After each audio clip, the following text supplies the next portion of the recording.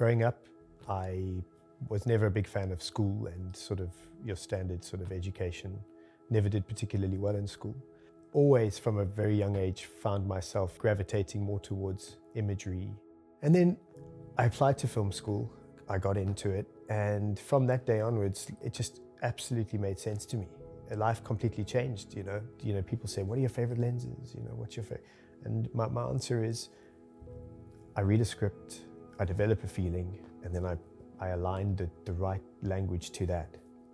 And I think in doing that, I feel like, yes, maybe I have a sort of a signature look that kind of carries through, hopefully. But I feel like each of my projects feel quite individual and quite personal. And that's because of how I choose to treat them and to cover them. I've just finished a film called Strangers with director Andrew Haigh. A huge portion, probably 36 minutes of the film, happens in his apartment, which we decided to obviously build on stage. His apartment was basically the penthouse apartment on a high-rise. We needed really beautiful high-resolution plates to project on the volume. We built a 120-foot LED screen around the set. So we decided what better camera to use than the new Sony. We got incredibly beautiful high-res plates. So we all hiked up to the top of this building with the Sony, set it up, and over a period of 48 hours we shot all of our plates for the apartment scene.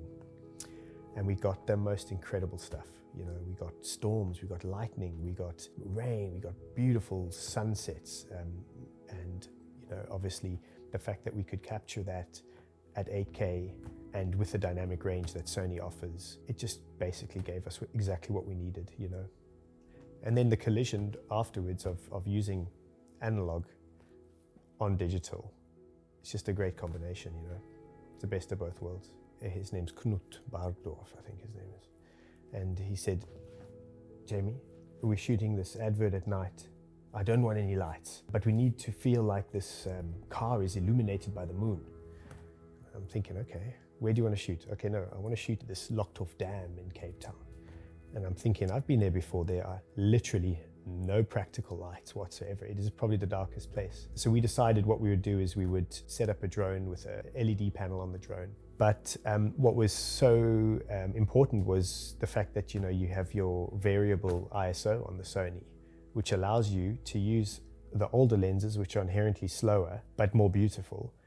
It allows you to use those because your ISO brings you up into an exposure ratio that you can use one single light with a little bit of smoke. So at the time, that was the only camera that we could do it on, and it gave us the freedom of being able to shoot that commercial.